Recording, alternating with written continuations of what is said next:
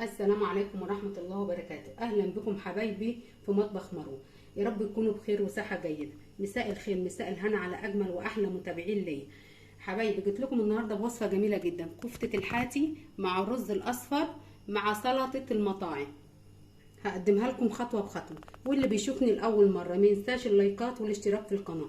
يلا يا حبايبي نبدأ المقادير وبعدها نبدأ الخطوات.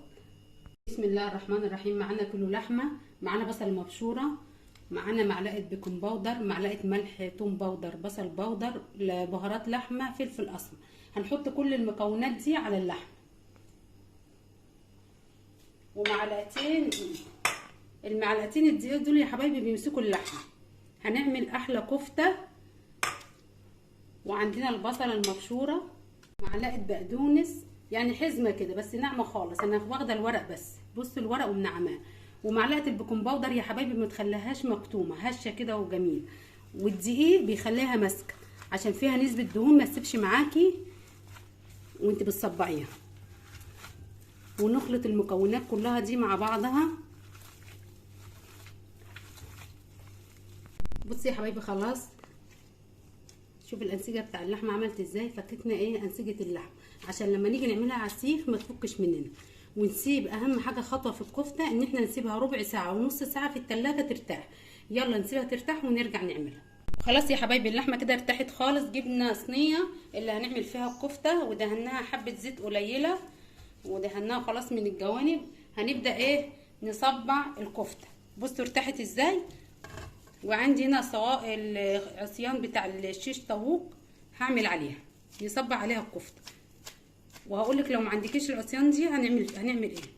بصي يا حبايبي بسم الله ما شاء الله، بصوا الكفته عامله ازاي، نزلت فكت. لا معلقتين الدقيق والبيكنج باودر، بسم الله ما شاء الله.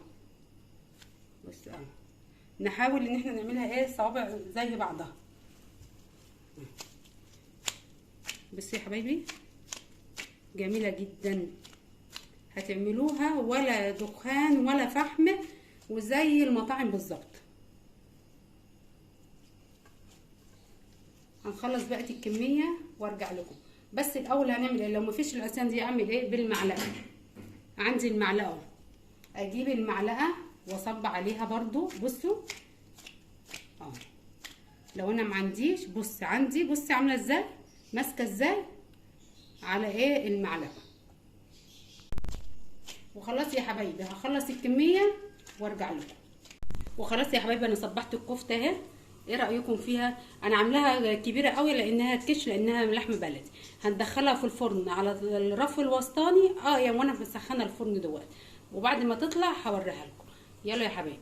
وخلاص يا حبايبي احنا كده حطيناها على الرف الوسطاني معاكم خطوه بخطوه. هنعمل دلوقتي حبه الرز يا حبايبي مع الكفته الجميله اللي هي في البوتاجاز.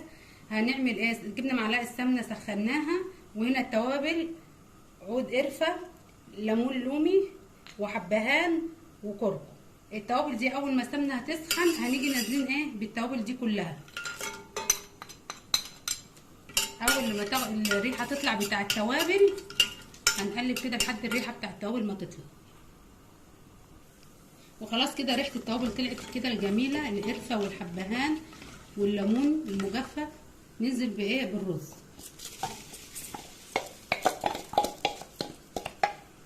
هنشوحهم كلهم مع بعضهم تشويحه كده بسيطه، وبعدها ننزل بالميه. الرز ده يبقى جميل قوي مع الكفته المشويه. هنقلب بس نشوحهم كده، الرز ياخد من ريحه التوابل. وننزل برشه ملح ونقلب كله مع بعض.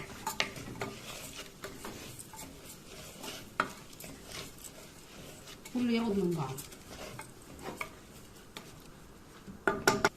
كده. بعد ما سيبنا الرز يتشوح يا حبايبي ننزل بالميه المغليه. احنا عرفنا مقدار الرز، كوبايه مصري عليها كوبايه ميه. واللي عنده رز بسمتي يعمل الرز البسمتي، ده رز بلدي بتاعنا.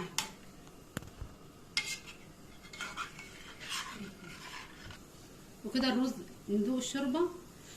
لا كده خلاص الملح مش عايزين ملح، نسيبه يشرب ميته ونرجع له. حبايبي هنعمل السلطه زي المطاعم بالظبط، زي المحلات ما بتعملها، محلات الكفته.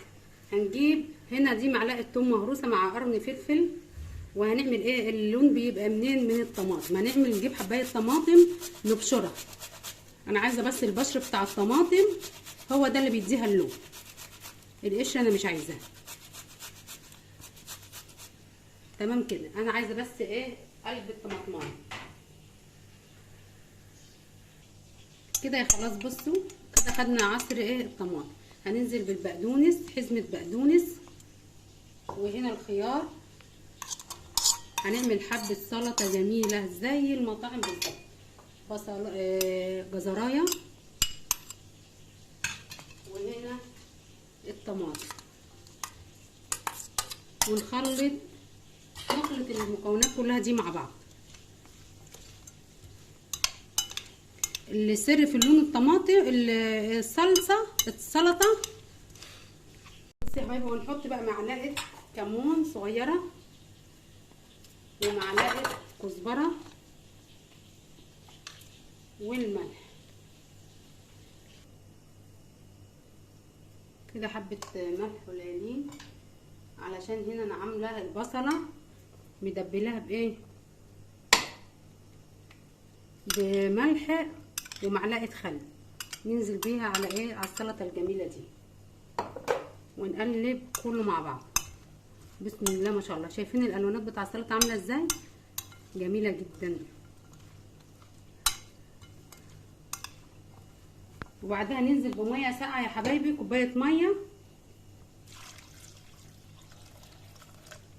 ونسيبها بقى الميه تاخد من طعم السلطه والتوابل اللي احنا حاطينها دي، على الاقل نص ساعه ساعه كده، علشان كله ايه؟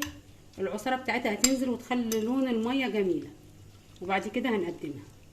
خلاص كده تمام. خلاص السلطه جاهزه. نرجع نشوف الرز. خلاص نشوف الرز يا حبايبي. بسم الله ما شاء الله. بصوا استوى وبقى جميل جدا. بصوا خلاص كده تمام. الرز ايه؟ جاهز. نشوف الكفته. ايه رايكم في لون الكفته؟ ايه رايكم؟ بسم الله ما شاء الله، جميله جدا والريحه روعه روعه روعه. رايكم في الكفته يا حبايبي. الخطوه الاخيره بقى، دي فحمايه ونحط عليها معلقه زيت او سمنه، تاخد بقى الكفته دي من ريحه الفحم الجميله، ونغطيها. بسم الله ما شاء الله، ريحه وطعم يجنن. اعملوها روعه روعه روعه حبايبي. تسلمولي حبايبي. خلص الرز وقدمناه. هنقدم السلطه الجميله دي بعد ما خدت وقتها ونزلت ميتها. هنقدمها. بصي شوفوا اللون.